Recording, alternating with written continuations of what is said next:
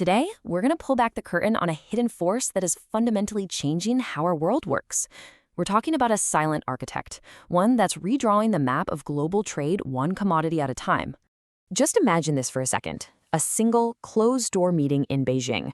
There's no press release, nothing public, and yet, within hours, the price of copper in your walls, the rare earths in your smartphone, the lithium in your car, it doesn't just move, it convulses. So how on earth is that possible? Well, for centuries, we've all learned about Adam Smith's invisible hand, right? The idea that global prices are set by the natural rhythm of supply and demand. But in 2026, that hand has been, well, it's been replaced. We're now dealing with a new invisible hand, one that isn't guided by free markets, but by the strategic goals of a single nation.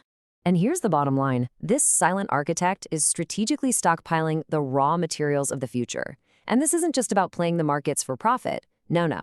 This is about turning the world's most vital resources into a form of geopolitical leverage, basically a remote control for the entire global economy. So to really get how this all works, we're going to follow the architect's blueprint. We'll start with something called the copper squeeze, then we'll uncover the rare earth gambit, expose the grand strategy of weaponized trade, and finally, we'll look at what all this means for what's coming next. All right, let's dive into section 1, the copper squeeze. This is really a masterclass in how to corner the market on what many people are calling the metal of electrification. Okay, so what's really fascinating here is the story this chart tells. In 2026, something very strange is happening. You see, while warehouses in the US are overflowing with copper at record high levels, the major global trading hubs in London and Shanghai are facing critical physical shortages.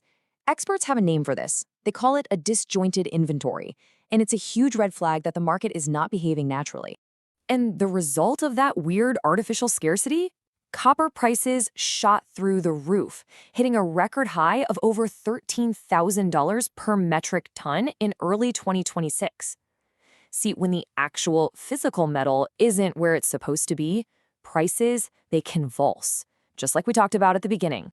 So how are they pulling this off? Well, it's through something called ghost inventory. This is the secret weapon.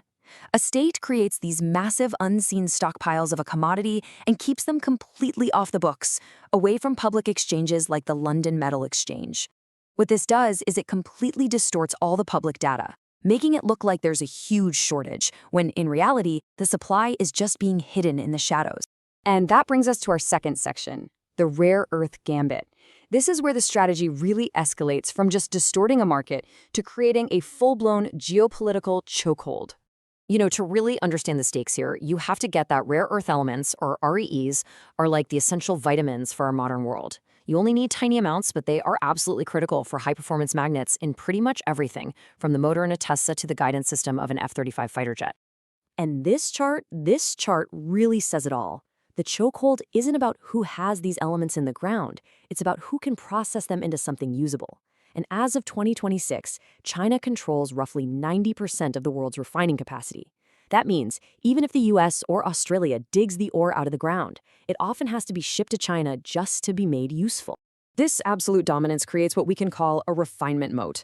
See, for decades, China took on the huge financial and environmental costs of doing this dirty, complicated work, while the West was happy to just outsource it.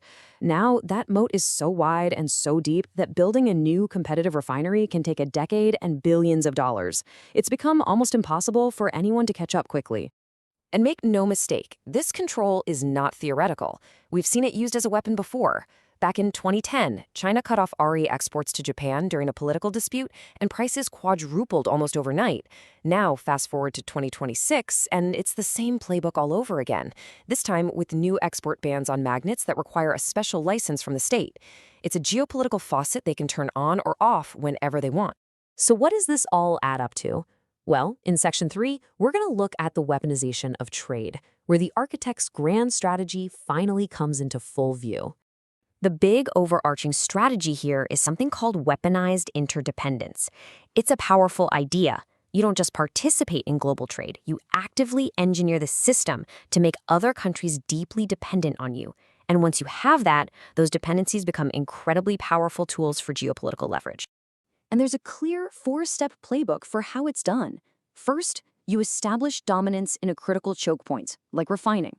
Second, you start implementing selective export controls. Third, you create whitelists of companies and countries that are approved to buy from you. And finally, you use outright bans as the ultimate leverage in any dispute. It's methodical, it's patient, and it is incredibly effective. And this isn't some distant future scenario. This stuff is happening right now, in 2026.